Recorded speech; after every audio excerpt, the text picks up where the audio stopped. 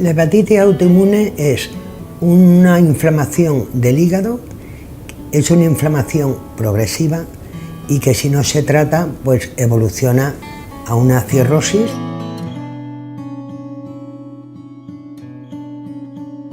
El diagnóstico se hace en base a un patrón típico de un enfermo típico que se llama en medicina.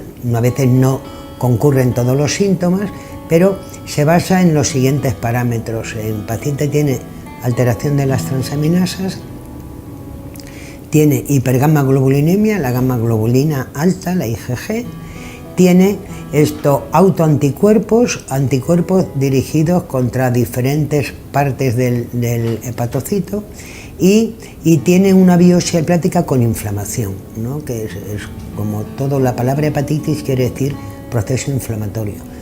A veces el paciente, sobre todo en los estadios primeros de la enfermedad, si no tiene una cirrosis o una cirrosis descompensada, no tiene síntomas clínicos, sino que muchas veces a un niño se le hace una analítica por otro motivo y tiene las transaminasas altas y entonces se manda al médico, ¿no?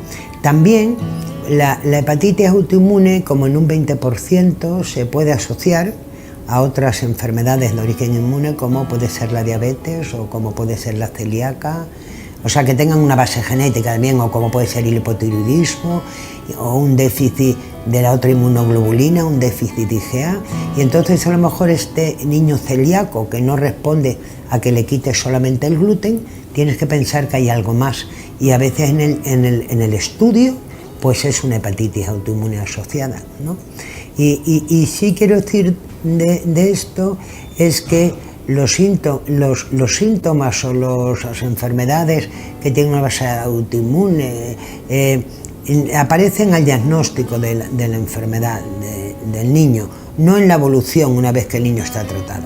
O sea, que si el niño ha debutado y tiene un hipotiroidismo junto a una hepatitis autoinmune y yo lo trato, no quiere decir que a lo largo del seguimiento vaya a hacer una celíaca. Es una enfermedad rara porque no es muy frecuente, claro. Nosotros, si comparásemos la hepatitis autoinmune con las hepatitis virales, pues claro, o en el niño con el dolor abdominal, o la celíaca, pero es una enfermedad rara, si decimos, y la incidencia es muy variable, es mucho más frecuente en los países del norte de Europa y en Latinoamérica, que por ejemplo en los países mediterráneos. El tratamiento fundamental o que se debe hacer es el clásico de toda la vida, que son los corticoides más la ciatioprina. Ese es el tratamiento básico y es el mejor, a pesar de haber sucedido ya muchos años, digamos, de conocimiento de la enfermedad.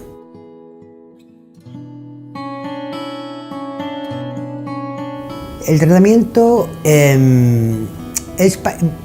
se puede retirar, pero tiene que cumplir una serie de premisas, ¿no? Como que es que a partir de los 2 o 5 años, mejor, de haber diagnosticado la enfermedad, el paciente tenga la inmunoglobulina normal, tenga las transaminasas normales y puede tener los autoanticuerpos no negativos, pero la mitad los tienen negativos, pero si la biopsia hepática tiene inflamación, no se puede retirar el tratamiento de la hepatitis autoinmune. Y hay que recordar que hay pacientes que, aun teniendo las transaminasas normales, si nosotros hiciéramos una biopsia, seguiría teniendo inflamación, ¿no? Y entonces eso es una premisa importante. Otra importante es que depende un poco, por la experiencia que existe a nivel internacional, de que la hepatitis autoinmune tipo 2 se ha intentado retirar con esas premisas que he dicho la medicación y se ha podido conseguir a lo mejor en un 15%, un 20%, pero no hay un seguimiento más a largo plazo de esos pacientes para ver si han recaído, y en algunos que los han seguido un poco más de tiempo han recaído. Pero bueno, se puede intentar y a lo mejor un 10% podría ser, pero en la hepatitis autoinmune tipo 2, anti-LKM positiva, no se debe retirar nunca el tratamiento.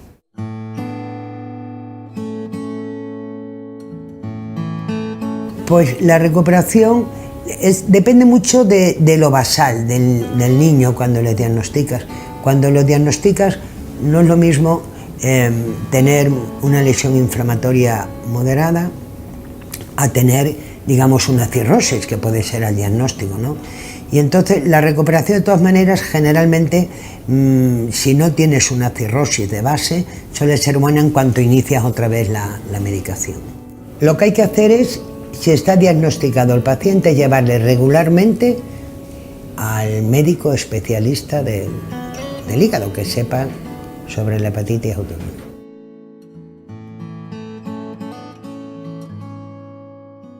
Solamente 2 veces, una cuando el diagnóstico de la enfermedad, para comprobar que hay inflamación, y otra si se cumplen los requisitos y pensamos retirar el tratamiento.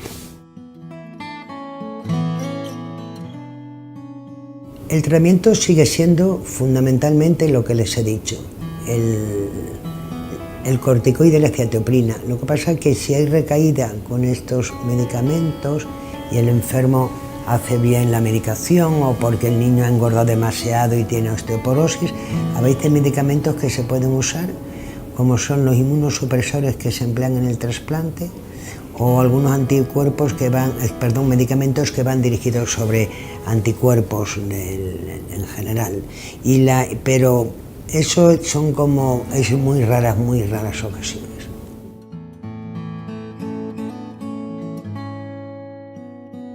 No, relativo, quiero decir, la ecografía ayuda si el paciente tuviera una cirrosis, porque se ven ciertos signos, ¿no? Pero si no, no. Y el fibroscan, que se usa tanto en los niños pequeños, se tiene muy poca experiencia, en los niños mayores podría ayudar, pero hay que tener presente que si el niño tiene mucha inflamación, la inflamación puede que nos haga hacer una interpretación no exacta del grado de fibrosis. Claro, el anticuerpo lo que te dice es que es una hepatitis autoinmune, aunque hay hepatitis seronegativas. Pero el que esté en alta generalmente suelen bajar, pero aunque no desaparezcan no quiere decir que vaya bien, que vaya mal, porque los anticuerpos no son los responsables de la lesión. Te dicen que tiene una hepatitis autoinmune.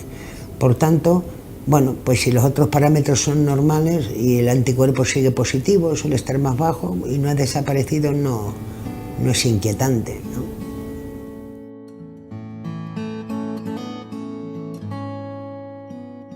Es una disregulación del sistema inmunológico y no se conoce bien.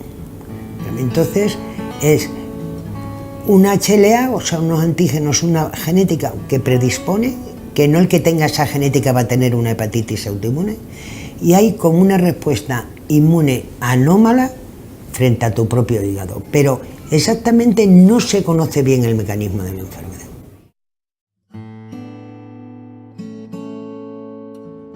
Sí, tiene efecto adverso, pero no son medicamentos, de todos los tratamientos inmunosupresores, no son los que tienen más efectos adversos. En el niño es muy raro que se tenga hipertensión o cataratas por los esteroides que se dan.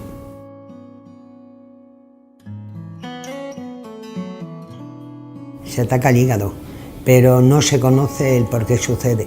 Se sabe que hay una genética favorecedora y un disparador que no se conoce.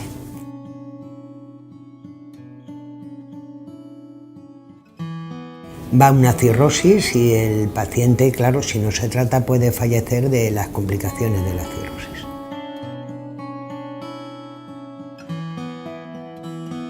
Con el tratamiento que les he comentado, la esperanza de vida es muy buena.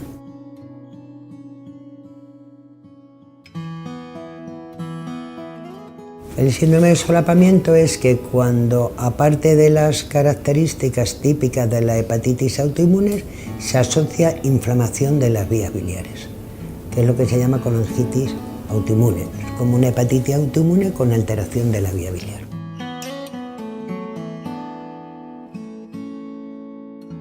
La alimentación al principio se limita un poco las calorías, la sal y el azúcar, porque los corticoides se dan a más dosis y entonces puede engordar demasiado el paciente. Pero una vez que se llega al tratamiento de mantenimiento, no tienen que seguir ninguna dieta especial.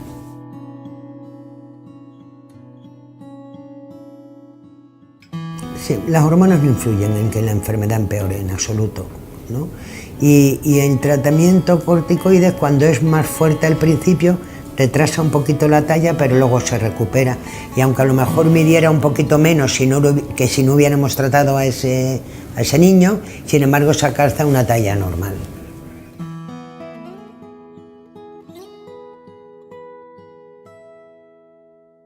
Es vigilar que el niño, sobre todo en etapas más difíciles que la adolescencia, se tome la medicación. Eso es lo que tiene que hacer el familiar, fundamentalmente.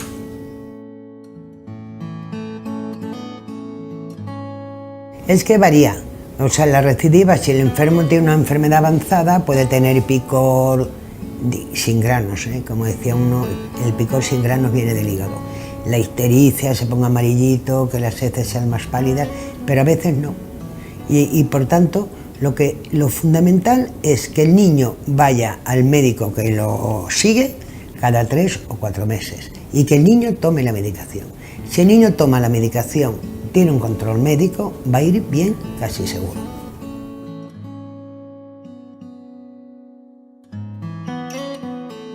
Yo creo que sí.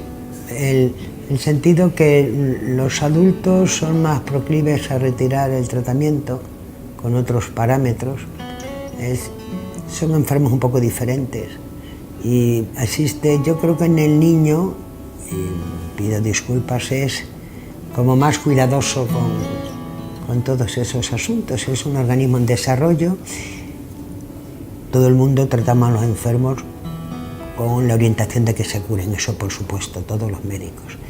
Pero claro, si yo tengo un niño de 1 año y lo estoy tratando, como en el trasplante, y quiero que ese niño pueda fallecer a los 88 o 90 años, tengo que ser más cuidadoso porque además cojo una época del desarrollo del niño, del desarrollo emocional, psicológico, físico del organismo.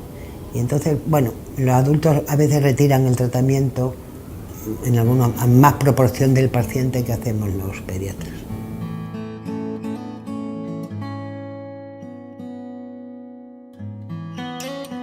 Yo creo que la línea de investigación va más a estudiar las poblaciones linfocitarias, o sea, el por qué existe esa desregulación de la respuesta inmune, ¿no? Y que esa vaya dirigida frente al hígado, más que los tratamientos es la inmunosupresión, porque es lo que hay que hacer, o sea, regular ese mecanismo inmune que está desenfrenado, por llamarlo de alguna manera, ¿no?